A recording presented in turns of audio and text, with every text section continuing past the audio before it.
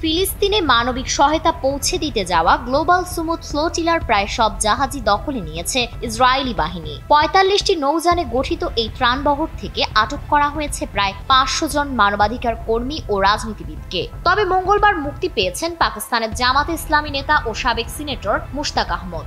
Israeli বাহিনীর হেফাজতে নির্যাতনের অভিযোগ তুলেছেন তিনি।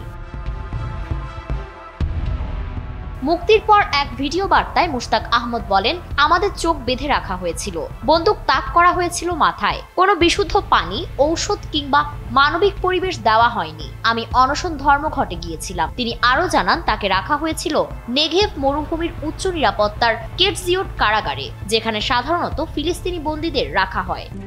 RICL TMX, যুগের পর যুগ স্থাপনা থাকে মজবুত।